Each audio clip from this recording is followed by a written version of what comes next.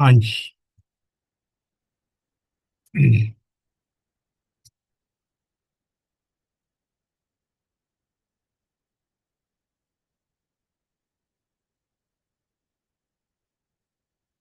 आरंभ करते हैं।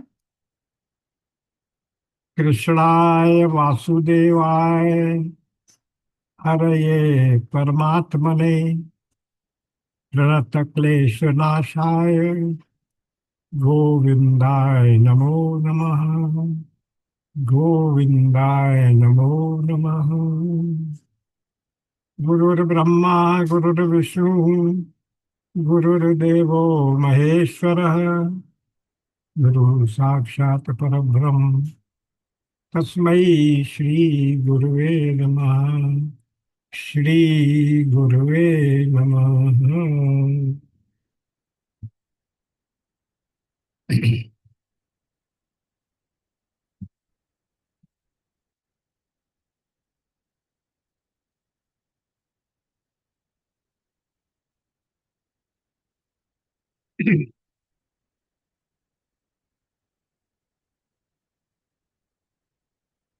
सकल सुमंगल दायक रघुनायक गुणगान सादर सुनैते तरही भव सिंधु बिना जल जान। बार बार वर मांगहु हरषि दऊ श्री रंग पद सरोज न पायनी भगति सदा सत संग। जय श्री राम। रामचरितमानस में भरत चरित्र का प्रकरण चल रहा है और हम लोगों ने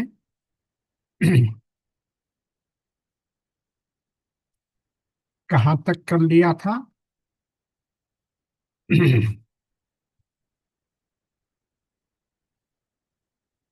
हमने किया था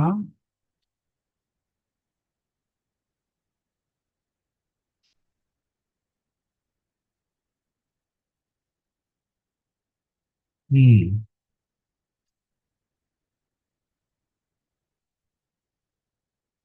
आ, यहाँ थे। ओके। यस। 2 से 32 तक कर दिया था। वही मैंने निकाल दिया।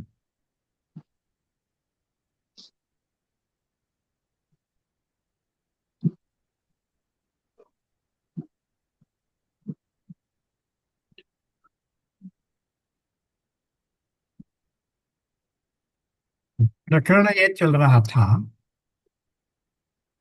कि भरत जी के चित्रकूट आगमन पर लक्ष्मण जी को कुछ संदेह हुआ था कि वो इतनी बड़ी सेना लेकर क्यों आ रहे हैं। कहीं उनके मन में ये भाव तो नहीं है कि जंगल में ये दोनों भाई अकेले हैं और मैं इनके ऊपर सेना सहित आक्रमण करके इनका वध कर दूं जिससे मेरा राज्य निष्कंटक हो जाए और ये 14 वर्ष के बाद इनके आने की जो संभावना है वो समाप्त हो। इसलिए उन्होंने कुछ बातें कही थी जिनको हमने देखा कि उन लक्ष्मण जी ने ऐसा क्यों किया और मैं अकेले ही उनका और उनकी सेना के सहित वध कर सकता हूँ इत्यादि इत्यादि। तभी एक आकाशवाणी हुई थी कि कोई भी कार्य करने से पहले उसके ऊपर सोच विचार कर लेना चाहिए। बिना विचारे जो करे सो पाछे पछताए। तो उससे वो लक्ष्मण जी थोड़े संकुचित हो गए थे। पर फिर राम जी और सीता जी ने बुलाकर उनके संकोच को दूर करके उनका उत्साहवर्धन किया और ये कहा कि नहीं देखो, नीति के हिसाब से तो तुम्हारा सोचना बिल्कुल सही था, इसमें कोई गलत नहीं सोच रहे थे। किंतु यहाँ पर कोई दूसरा व्यक्ति हमारे ऊपर आक्रमण करने नहीं आ रहा था, ये भरत आ रहा था। और भरत कौन है? भरत के लिए उन्होंने कह दिया था, भरत ही होए नराज मद, विधि हरिहर पद पाए। अरे लक्ष्मण, ये हरत भरत तो ऐसा है जिसको अयोध्या के राज्य की बात क्या, पृथ्वी के राज्य की बात क्या, विधि ब्रह्मा जी, विष्णु और महेश के लोकों का भी अगर इसे राज्य मिल जाए तो भी ये उसके लिए किसी भी प्रकार का विचलित नहीं होगा, उसके प्रति उसका कोई आकर्षण नहीं रहेगा। अरुणा जी, अपना वो ठीक कर लीजिए वीडियो, एंगल नहीं सही आ रहा, दिख नहीं रही आप। तो यही प्रकरण चल रहा था, इस पर हमने उस दिन यहाँ विराम लिया था कि भरत ही नहीं होए राजमद, विधि हरि हर पद पाए। तो जब ये बात हुई तब देवताओं ने उनकी बात सुनकर, राम जी का उन पर प्रेम सुनकर, कृपा के धाम प्रभु के ऊपर, भरत जी के ऊपर पुष्प भी बरसाए थे।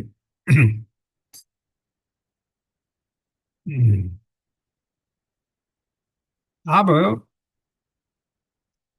इसलिए ये कहा गया, क्यों न होत जग जन्म भरत को, सकल धर्म धुरधर निधरत को, कवि कुल अगम भरत गुण गाथा, को जानहि तुम बिनु रघुनाथा।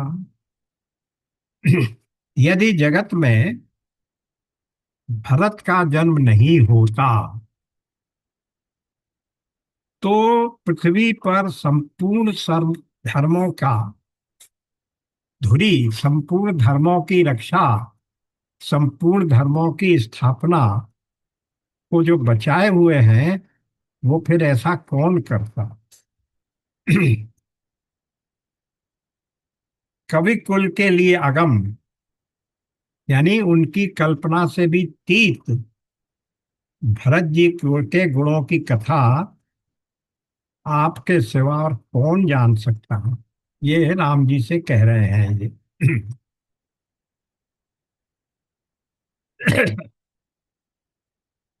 ये देवता लोग राम जी से अब कह रहे हैं ये बात है। जो पहला 232 देख लीजिए।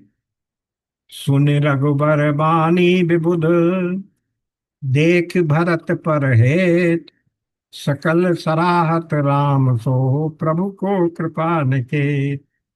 श्री रामचंद्र जी की वाणी सुनकर, भरत जी पर उनका प्रेम देखकर समस्त देवता उनकी सराहना करने लगे और कहने लगे कि श्री रामचंद्र जी के समान कृपा के धाम प्रभु और कौन है।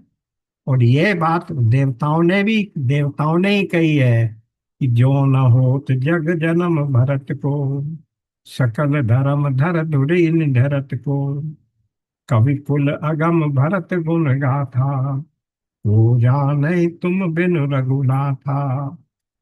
अब ये इतनी बात हो गई। अब इसके बाद हम आते हैं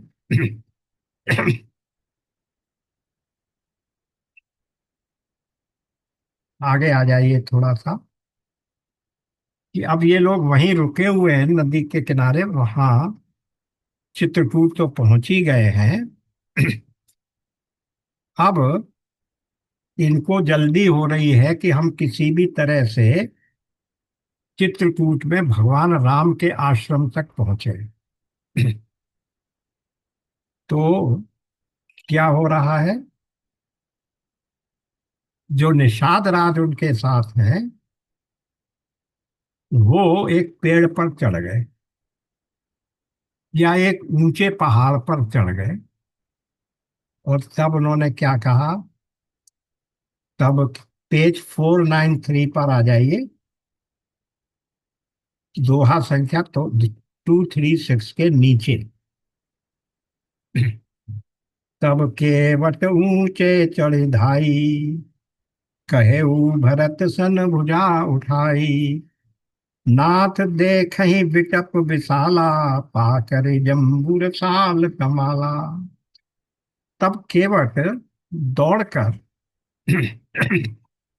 एक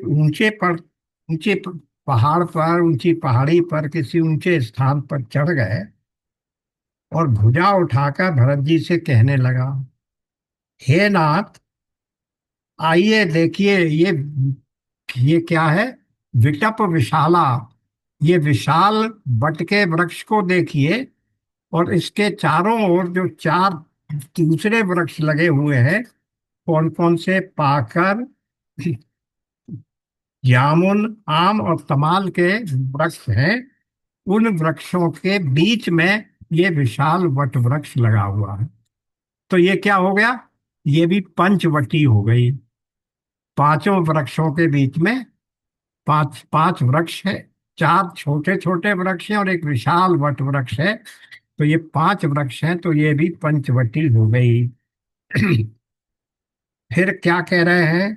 किन तरुबरन मध्य बटु सोहा, मंजू विशाल देख मन मोहा, नील सगन पल्लव फल लाला, अविरल चारा सुखद सब काला। जिन शेष वृक्षों के बीच में एक सुंदर विशाल वट वृक्ष सुशोभित है, जिसके जिसको देखकर मन मोहित हो जाता है, उसके पत्ते नीले और सघन हैं और उसमें लाल फल लगे हैं, उसकी घनी छाया सब ऋतुओं में सुख देने वाली है। तो इसलिए जब इतना देख लिया, तब क्या देखा उन्होंने? सखा वचन, 237 के नीचे आ जाइए, 414 पर। सखा वचन सुनि बिटप निहारी, उमगे भरत बिलोचन बारी, करत प्रणाम चले दो भाई, कहत प्रीति सारद सकुचाई। अब जब निषाद ने उन्हें ये विशाल वृक्ष, वट का वृक्ष देखने के लिए बताया और उन्होंने देखा, तब क्या हुआ? सखा वचन सुनि बिटप निहारी। भरत जी ने सखा, देखिए पिछली बार भी मैंने कहा था कि रामचरितमानस में राम जी के दर्शन करने के बाद गोस्वामी जी ने निषाद को निषाद नहीं कहा है, ना उसका नाम गो लिया है। सदा ही राम सखा या सखा कह के बुलाया है। तो कह रहे सखा वचन सुन बिटप ने हम। भरत जी ने सखा, यानी उस निषाद राज का, जिसने वट वृक्ष दिखाया था, वो पांच वृक्ष दिखाए थे, उनकी बात को सुनकर उस विटप को, उस पांचों वृक्षों को और बड़ वृक्ष को देखा। उमगे भरत बिलोचन बारी, भरत जी के नेत्रों में जल जल उमड़ आया। करत प्रणाम चले दो भाई, कहत प्रीति सारद सचाई। जल क्यों मढ़ाया? क्योंकि उस वृक्ष के नीचे और उन चारों वृक्षों के बीच में वो एक वेदी का एक चबूतरा बना हुआ है, उस पर वो भगवान राम बैठे हुए हैं। उसको देख लीजिए जरा, वो भी बात बीच में रह गई, इसलिए रह गया। क्या है, क्या कह रहे हैं? मानहु तिमिर अरुणमय राशि, बिरची विधि संकेल सुषमासी। ए तरु सरित समीप गुसाई, रघुवर परन कुटी जह छाई। मानो ब्रह्मा जी ने परम शोभा को एकत्र करके अंधकार और लालिमानदायी राशि सी रच दी है। हे गोसाई, ये वृक्ष नदी के समीप है, जहाँ श्री राम की पर्ण कुटी छाई। उसने उनकी पर्ण कुटी दिखा दी। वहां दो पर्ण कुटियां बनी हुई थी, एक लक्ष्मण जी के लिए और एक पर्ण कुटी बनी हुई थी राम सीता के लिए। तुलसी तरुवर विविध सुहाए, कहूँ कहीं किए लखुन लगाए। बट छाया वेदिका बनाई, सिय निज पानी सरोज सुहाई। वहां तुलसी जी के बहुत से सुंदर वृक्ष शोभित हैं, जो कहीं कहीं सीता जी ने और कहीं कहीं लक्ष्मण जी ने लगाए हैं। इसी बड़ की छाया में सीता जी ने अपने कर कमलों से एक सुंदर वेदी बनाई, जहां बैठी मुनिगण सहित नित सिय राम सुजान। सुनै कह कथा इतिहास सब, आगम निगम पुराण। उस वेदी के, वेदी यानी एक वो चबूतरा बना दिया है, स्थान बना दिया है। उसे उसी के ऊपर बैठकर सुजान विद्वान लोग, सीताराम जी मुनियों के वृंद समेत बैठकर नित्य शास्त्र वेद और पुराणों की सब कथा इतिहास सुनते हैं। विद्वानों के द्वारा, मुनियों के द्वारा कथा इत्यादि सुनते हैं। अब इसके बाद आया, जब उन्होंने इतना देख लिया, सखा वचन सुनि बिटप निहारी, उमगे भरत बिलोचन भारी। करत प्रणाम चले दो भाई, कहत प्रीति सार विष कुचाई। ये देखते ही वो इतने प्रेम से विह्वल हो गए कि उनकी आंखों से प्रेमाश्रु बहने लगे, और वे विकल होकर बड़ी तेजी से भागने लगे। और उनकी प्रीति को का वर्णन शारदा यानी सरस्वती भी नहीं कर सकती हैं। हर्षहि निरख राम पद अंका, मानहु पारस पायउ रंका। रज सिर धरि धिय नहि नहीं आवहीं, रघुवर मिलन सरस सुसुपावहीं।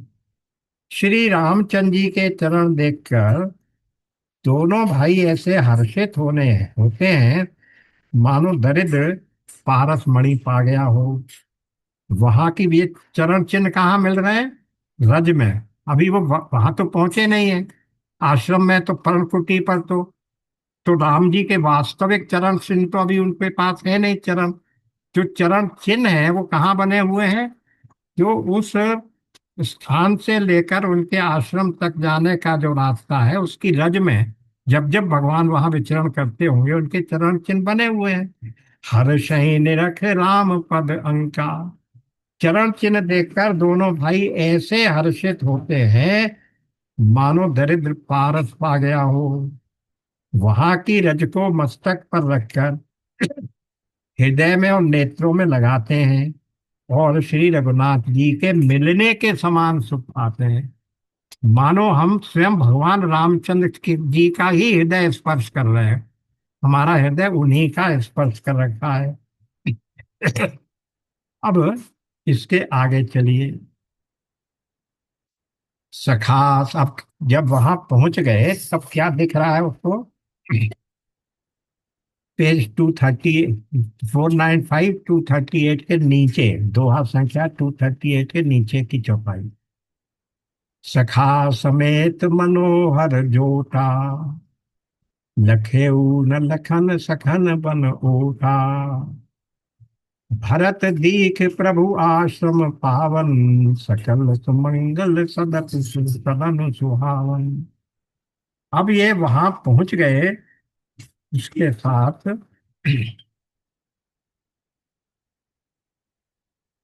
वो इस सखा के साथ, यानी निषाद राज के साथ जब वो वहां पहुंच गए, तब क्या हुआ?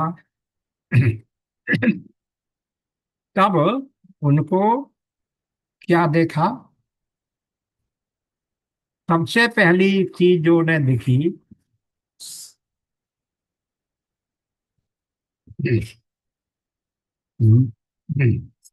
सखा समेत मनोहर जोटा, लखेऊ न लखन सखन बन ओटा। क्या कह रहे हैं? भरत जी आश्रम में प्रवेश करते हैं तो उनके सामने जो दृश्य है वो कैसे प्रकट हो रहा है?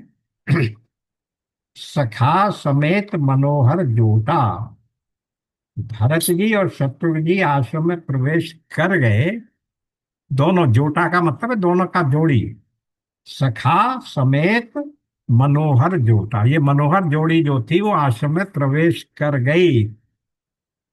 लेकिन क्या हुआ, भरत जी और शत्रुघ्न जी को, वो क्या हुआ, लक्ष्मण जी नहीं देख पाए। कि लक्ष्मण जी क्यों, क्यों नहीं देख पाए, क्योंकि वहां आश्रम में वृक्ष और वन राशि इतनी सघन है, वृक्षों के झुरमुट हैं, उनके बीच में होने के कारण लक्ष्मण जी इनको नहीं देख पाए। अब एक चित्र को इमेजिन करिए। लक्ष्य भगवान राम उस वेदी पर बैठे हुए हैं, उस आसन पर या उस स्थान पर, चबूतरे पर, जिसके बारे में अभी बताया गया। उनके चारों ओर मुनि वृंद बैठे हुए हैं। लक्ष्मण जी उनकी सेवा के लिए उनके सामने खड़े हुए, और राम, ये भरत और लक्ष्मण किधर से आ रहे हैं, भगवान राम के पीठ पीछे से आ रहे हैं। तभी तो लक्ष्मण जी को दिखेंगे। राम जी की तो पीठ है, लेकिन लक्ष्मण जी क्योंकि राम जी की ओर मुख किए हुए हैं, इसलिए राम जी की पीठ के पीछे आने वाला व्यक्ति लक्ष्मण जी को दिख जाना चाहिए था।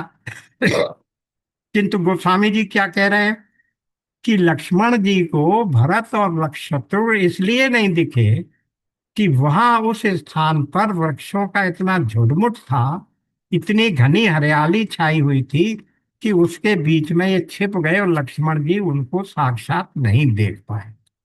ये बात यहाँ बताई जा रही है। तो जब नहीं देख पाए तो ये लोग उस आश्रम में प्रवेश कर गए। क्या कर गए, सखा समेत मनोहर जोटा, ये मनोहर जोड़ी सखा के समेत उस आश्रम में प्रवेश कर गई। अब आगे देखिए। अब यहाँ पहुंच गए, लेकिन लक्ष्मण लक्ष्मण जी नहीं देख पाए। भरत दीखि प्रभु आश्रम पावन, सकल सुमंगल सदन सुहावन।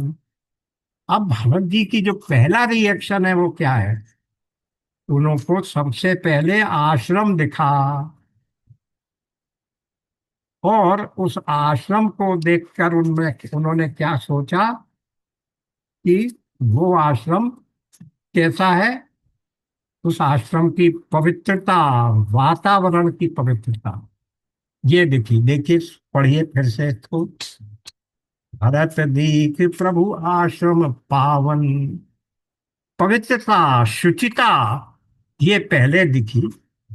उसके बाद उसके दूसरे गुण दिखे, सकल सुमंगल सदन सुहावन, वो बड़ा सुहावना है और मंगलकारी है। लेकिन सबसे पहले क्या है, वो पवित्र है, शुचिता है उसमें, पावन है। जहां जहां भी गोस्वामी जी ने किन्हीं भी ऋषियों के आश्रम का वर्णन किया है, वहां सबसे पहले सुंदरता का क्रम आता है। सुंदरता का क्रम नहीं आता, शुचिता का क्रम आता है, पवित्रता का क्रम आता है। जब भारद्वाज जी के आश्रम में गए ऋषि, ऋषि वाल्मीकि के आश्रम में गए, तब भी क्या कहा गया, शुचि सुंदर आश्रम लखी, सुंदर आश्रम लखा, देखा। तो इस, कौन सा शुचि, पहले शुचि है, पवित्रता है, पावन है, फिर सुंदर है। तो इसलिए वो कह रहे हैं कि हमारे सामाजिक जीवन में भी शुचिता का, पवित्रता का, पावनता का महत्व ज्यादा होना चाहिए। सुंदरता उसके बाद की बात है, मनोहरता उसके बाद की बात है। पहले हम ऐसे व्यक्ति को, ऐसे स्थान को देखें जिसमें पवित्रता, पावनता का दर्शन हो। सार्वजनिक जीवन में दोनों बातें, शौचम और सुंदरम, दोनों दिखनी चाहिए। भरत दीख प्रभु आश्रम पावन, सकल सुमंगल सदन सुहावन। और उस आश्रम में प्रवेश करते हुए उनके ऊपर क्या प्रभाव पड़ा, अब ये भी देखिए। करत प्रवेश मिटे दुख दावा, जनु जोगी परमारथ पावा। आश्रम पहले शुचिदा पवित्र दिखा, उसके बाद मंगलकारी और सुहावना दिखा, लेकिन प्रवेश करते ही मिटे दुख दावा। जितने भी दुख थे और जितनी जो दहन दाह थी, जलन थी, वो मिट गई। बड़े दुखी होकर आ रहे थे ना कि भगवान राम पता नहीं मेरे प्रति कैसा व्यवहार करेंगे। यद्यपि उन्हें क्या विश्वास था, उन्हें सदा ही ये विश्वास था कि मेरे लिए भगवान राम और किसी प्रकार का व्यवहार नहीं कर सकते। जब पिछले सत्र में भी मैंने इस बात को रेफर किया था कि जब अयोध्या में सभा हो रही थी तो भरत जी को बड़ा दुख था। उनको शंका थी कि सभी लोग ये मानेंगे कि इस काम में मेरा भी हाथ था। केकई ने जो कुछ षड्यंत्र रचा उसमें मेरी सहमति थी। पर फिर वहां क्या कहा, परिहरु राम सिय जन जाय, परिहरि राम सिय जग माही, को न कहे मोर मत नाही। एक पंक्ति में कितनी बड़ी बात कह दी। पूरे राम और सीता को छोड़कर, राम सीय परिहरि इन दो को छोड़कर सारे जगत में कोई ये मानने को तैयार नहीं है कि शिव के कई के द्वारा ये जो षड्यंत्र रचा गया उसमें मेरी सहमति नहीं है। इतना विश्वास है उन्हें, पर फिर भी संकोच है। तो इसलिए क्या हुआ, जब बीच की चीजों को हमने छोड़ दिया है कि जब कभी उन्हें संकोच हो जाता था तब आश्रम पहुंचने से पहले वो धीरे धीरे चलने लगते थे। फिर उन्हें राम जी के ऊपर अपना स्नेह का विश्वास होता था तो उनका संकोच समाप्त हो जाता था, वो तेजी से चलने लगते थे। इस तरह से धीरे चलते, तेजी से चलते चलते वो उस आश्रम तक पहुंच गए थे। और वहां आश्रम तक पहुंचते ही क्या हुआ, क्या प्रभाव हुआ उस आश्रम के वातावरण का। करत प्रवेश मुखे दुख दावा, जनु जोगी परमारथ पावा। जैसे किसी योगी ने परमार्थ की प्राप्ति कर ली हो। भाई योगी तो बड़ा कष्ट झेलते हैं, तपस्या करते हैं, तप करते हैं, तो उसका अगर उन्हें फल मिल जाए तो कितनी प्रसन्नता होगी।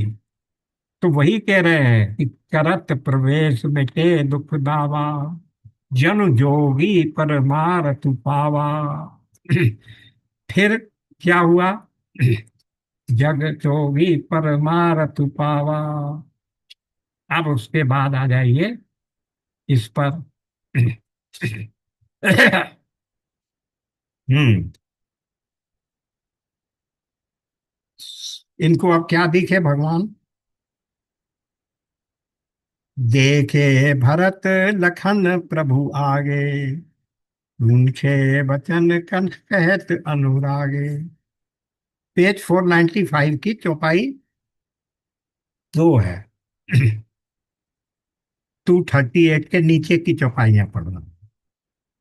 करत प्रवेश ये हमने देख लिया। देखे भरत लखन प्रभु आगे, पूछे वचन कहत अनुरागे। तो उन्होंने क्या देखा कि लक्ष्मण जी भगवान राम के सम्मुख खड़े हुए हैं। देखे भरत लखन प्रभु आगे, भरत जी ने ये देखा कि लखन भगवान के सामने खड़े हुए हैं और राम जी उनसे कुछ पूछ रहे हैं, उसका उत्तर दे रहे हैं। पूछे वचन कहत अनुरागे, बड़े प्रेम पूर्वक भगवान से पूछी हुई बात, उनके प्रश्नों का उत्तर दे रहे हैं। पर उनकी छवि कैसी है, लक्ष्मण जी कैसे हैं, अब देखिए। शीस जटा कटि मुनि पट बांधे, तरण तरण कसे तरण कसे कर सरु धनु कांधे।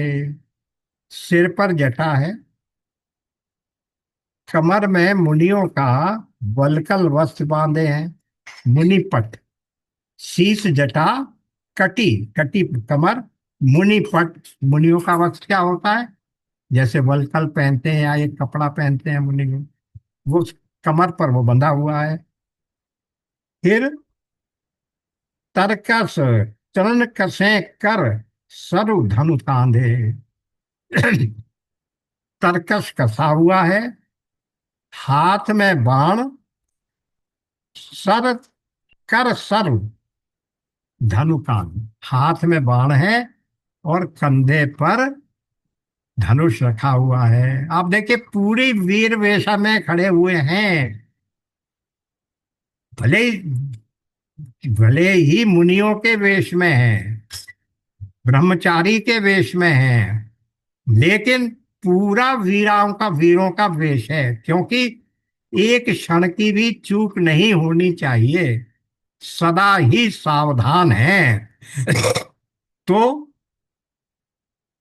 तरकश भी है, हाथ में बाण भी है, और कंधे पर धनुष भी लगाया हुआ है, और अपनी जटा को कसे हुए हैं। ये नहीं जटा फैली हुई हो, जटा भी कसे हुए हैं, जैसे एक सैनिक का की स्थिति होनी चाहिए।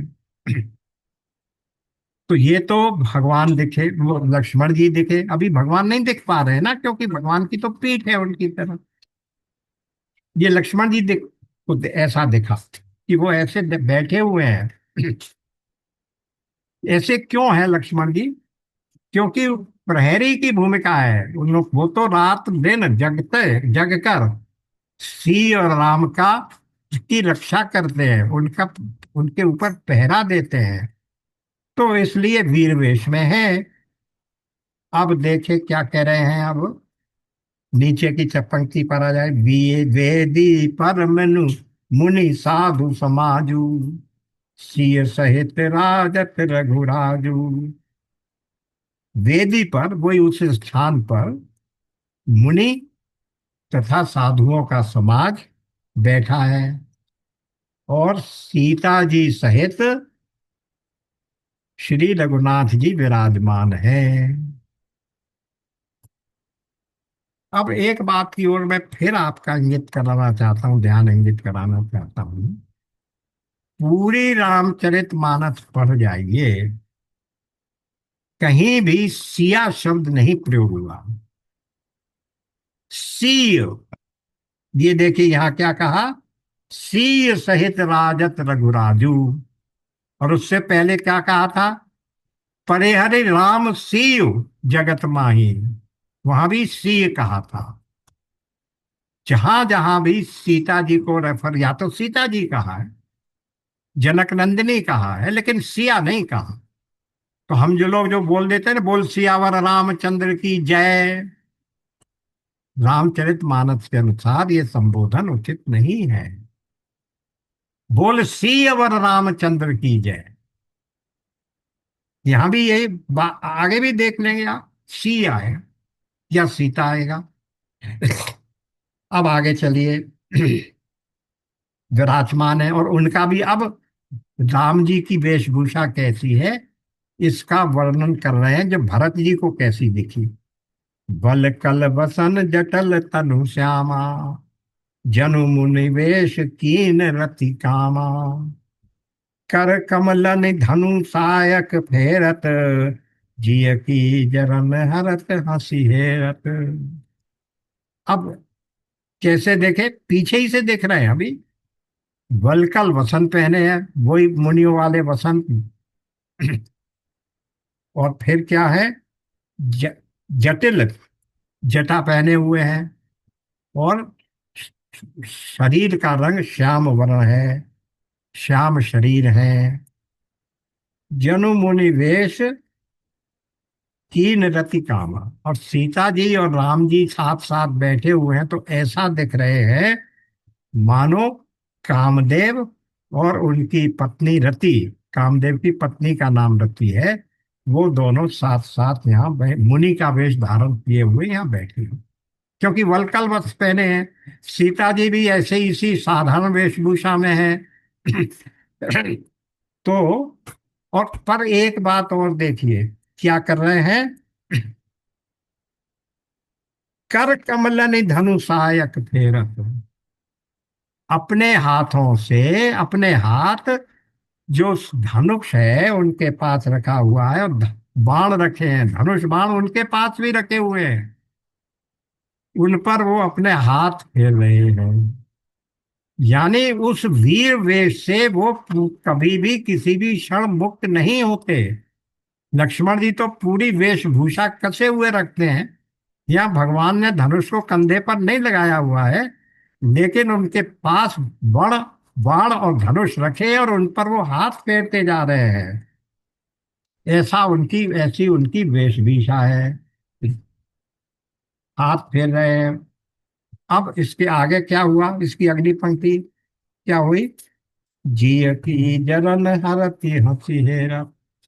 और जो मुनि बैठे हैं वहां, या जो और उनके दर्शनार्थी आते हैं, उनमें से किसी की ओर देखकर अगर भगवान मुस्कुरा भी देते हैं, तो ऐसे व्यक्ति के हृदय की सारी जलन, दुख, ताप, संताप, शोक सब समाप्त हो जाता है। उस जिय की जलन समाप्त हो जाती है, यानी परम आनंद और शांति मिल जाए। ये भगवान के एक दर्शन मात्र का, एक कटाक्ष से देखने मात्र का लाभ है, फल है। अब आगे चलिए, नीचे आइए। क्या हो गया ये? अब हम आ जाते हैं आगे 239 की सफाई।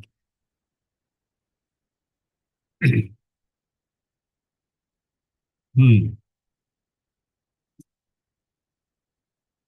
ये हो गया। इसके नीचे आगे की वो देखिए। मनुज सखा समेत मगन मन, बिसरे हर्ष शोक दुख गन, पाहे नाथ कहे पाहे गुसाई, भूतल परे लकुट की नाई। क्या हुआ? सीता जी को इस प्रकार, राम और सीता को ऐसा देखकर सानुज सखा, अपने छोटे भाई और सखा के साथ निषाद राज के समेत भरत जी का मन प्रेम में मग्न हो रहा है। अभी सामने से दर्शन नहीं हुए हैं, पीछे के दर्शन करके ही उनका मन प्रेम में मग्न हो रहा है। और हर्ष शोक सुख दुख बिसरे, हर्ष शोक सुख दुख गम, सारे हर्ष और शोक गण इत्यादि जो थे, वो सब विस्मृत हो गए, विस्मृत हो गए, भूल गए। पाहे नाथ कहे पाहे गुसाई, भूतल परे लकुट की नाई।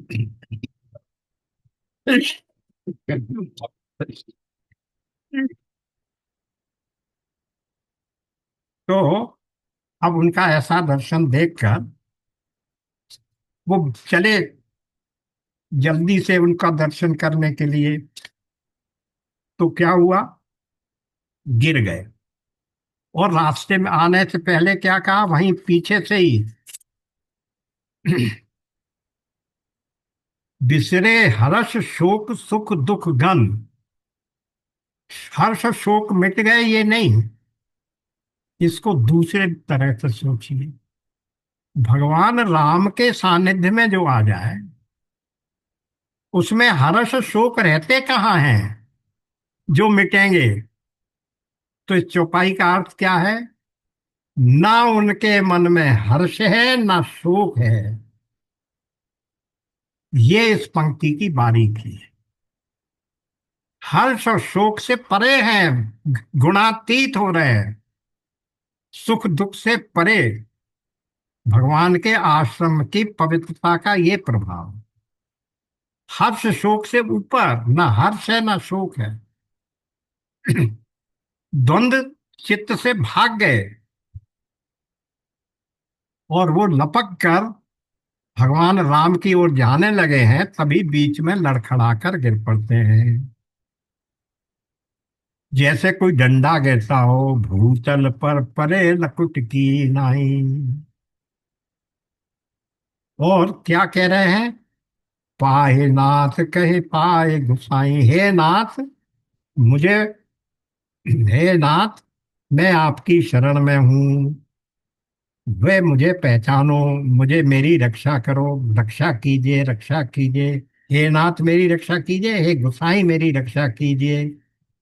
ऐसा कहकर वो दंड की तरह गिर पड़े। जब ये बात हुई, उन्होंने ये आवाज लगाई, गिरे, गिरने की आवाज हुई।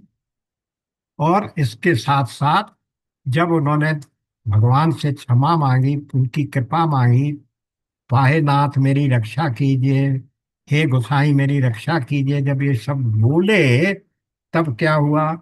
वचन समेत लखन पहचाने, करत प्रणाम भरत नाम भरत जिय जाने।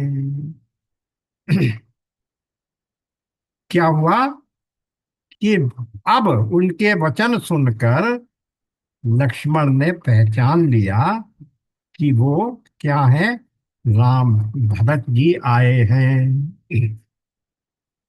और मन में जान लिया कि भरत जी प्रणाम कर रहे हैं। वचन सपेम लखन पहचाने, करत प्रणाम भरत जिय जाने, जी मन में ये जान लिया कि भरत प्रणाम कर रहे हैं। बंधु स्नेह सरस एह ओरा, उत साहेब सेवा बस जोरा। ये देखिए उनकी कितनी मजबूरी है, कितनी विवशता है लक्ष्मण जी की, उनके मन में कितना अंतर्द्वंद हो रहा है, उनकी दशा इस एक पंक्ति से अनुभव की।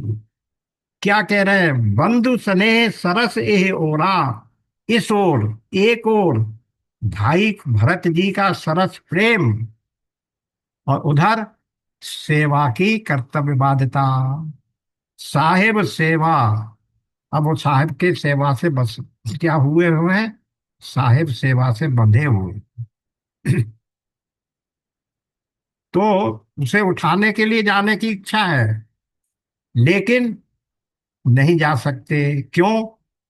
अपने स्वामी की सेवा में खड़े हुए हैं, इसलिए नहीं जा सकते।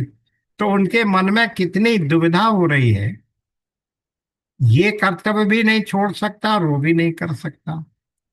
इसीलिए लक्ष्मण जी ने कहा है रामचरितमानस में, सेवक धर्म अति कठोरा। सेवक का धर्म बहुत कठोर। राम जी की सेवा में खड़े हुए हैं तो अचानक बिना उनकी आज्ञा के वहां जा नहीं सकते। और उधर भरत गिर पड़े हैं, वो कह रहे हैं मेरी रक्षा करो, भरत का प्रेम उनको बुला रहा है और वो नहीं जा पा रहे हैं। ये ऐसी उनकी दुविधा में स्थिति बन रही है, तो इसलिए वो जा नहीं पा रहे हैं। मिले न जाई नहीं गुदरत बनई, सुकवि लखन भरत की मत, सुकवि लखन मन की गति भनई।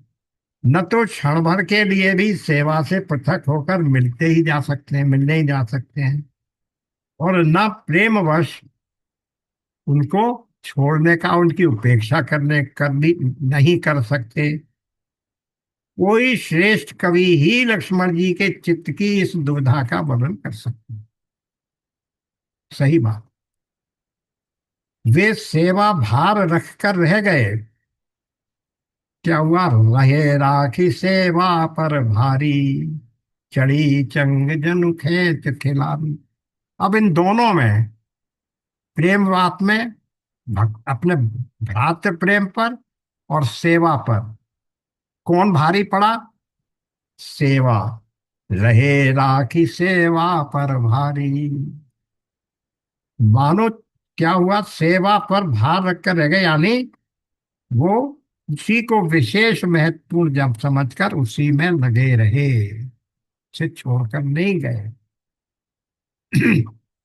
मानो चढ़ी हुई पतंग खिलाड़ी नीचे खींच रहा हो, ये तो छोड़ दीजिए। कहत सप्रेम नाय महिमा था। अब अब इस स्थिति में आकर वो अपने माथे को नीचा करके प्रणाम से की उसमें आकर, भंगिमा में आकर क्या कह रहे हैं? भगवान राम से कह रहे हैं, राम जी की ओर तो वो खातिब थे ही।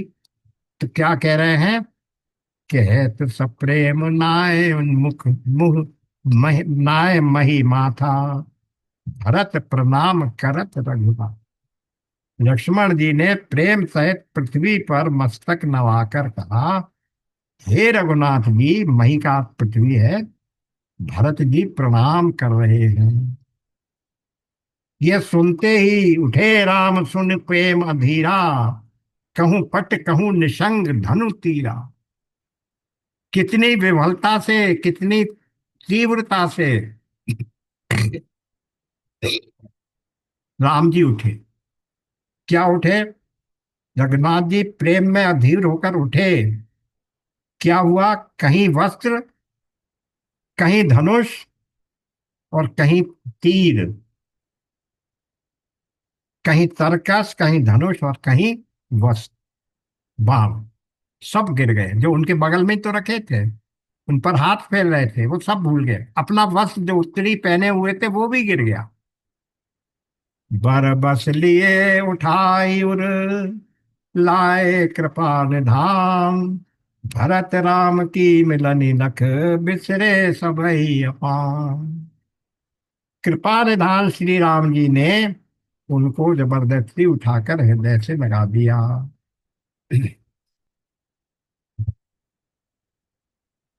अब क्या हुआ? भरत जी और श्री राम जी के मिलने की रीति को देखकर भरत राम की मिलन राखी लकी, बिसरे सबहु अपान। अपनी अपनी अपना अपना आपा भूल गए, अपनी अपनी सुधि विस्मृत हो गई। मिलने की रीति को देखकर अपनी सुधि भूल गई। तो क्या हुआ? मिलन मिलन प्रीति की मिजाए बखानी, कभी कुल अगम करम मन बानी। अब ये मिलन की प्रीति किस ढंग से, किस प्रकार से, किस गंभीरता से, किस प्रेम भरे हृदय से दोनों भाई मिल रहे हैं, ये बयान नहीं किया जा सकता। के विधि जाए बखानी, कवि कुल अगम कर्म मन वाणी। ये कवियों के लिए तो कर्म, मन और वाणी के बियॉन्ड है, अगम है। अब परम प्रेम पूरन दो भाई, मन बुद्धि चित्त ऐसा अहमति बिसराई। इस प्रेम में मिलकर इस ऐसा प्रेम हो रहा है कि भरत जी और श्री राम जी दोनों भाई जो हैं, मन बुद्धि चित्त और अहंकार को भुलाकर परम प्रेम से परिपूर्ण हो रहे। क्या हुआ? अंतःकरण ही नहीं रहा। यहाँ चारों शब्द प्रयोग हुए हैं, मन बुद्धि चित्त अहंकार।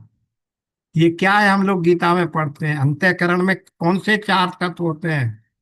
मन बुद्धि चित्त अहंकार। वो क्या हुए?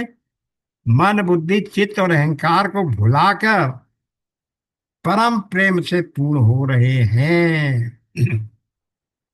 मन बुद्धि चित्त अहंकार, यानी जो व्यवहार था वो सब क्या हुआ? निरुद्ध हो गया।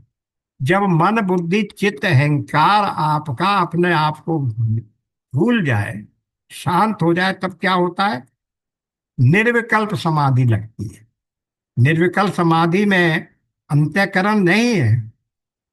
अहम की वो ही नहीं है। अहम के होने की अपने मन की इच्छा ही नहीं है, सुधि नहीं है।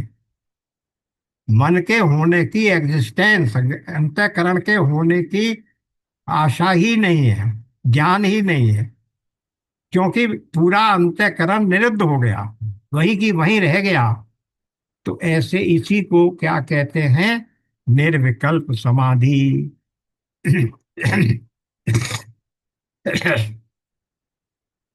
अंतःकरण बाधित हो गया, निरुद्ध हो गया, लेकिन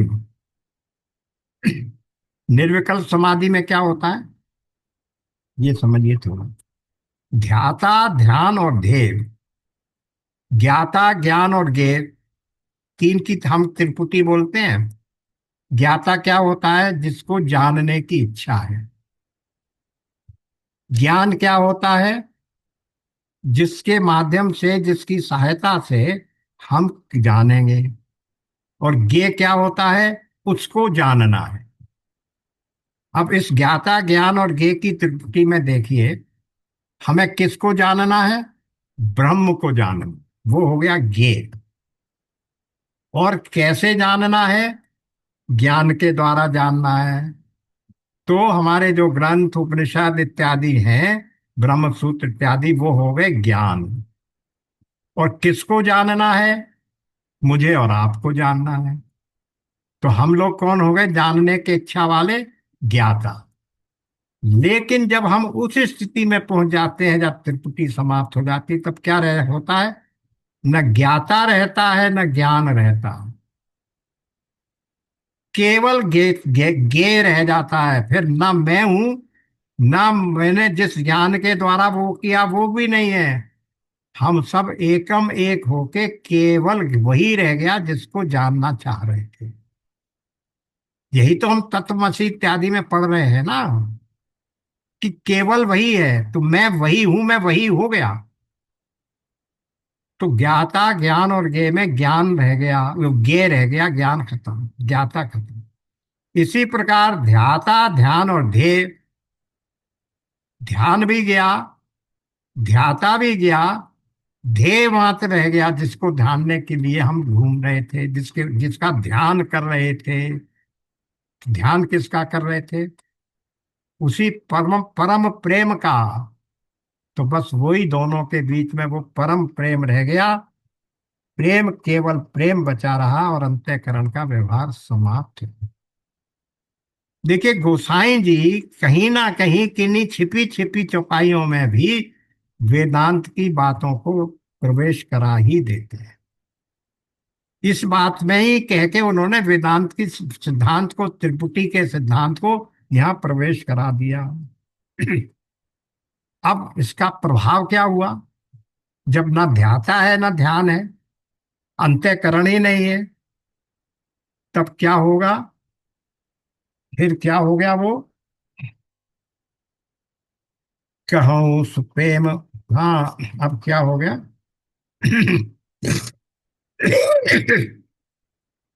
कि अब कौन बोले?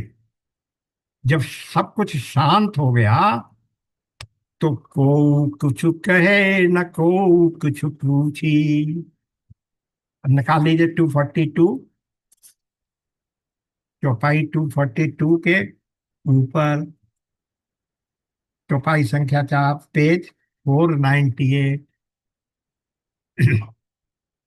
ये चारों भाई जब वहां आ गए, सीता जी ने उनको आशीष दे दी, भरत जी को, शत्रुघ्न जी को। तब सब लोगों के बीच में ये वहां जाकर बैठ गए चारों भाई।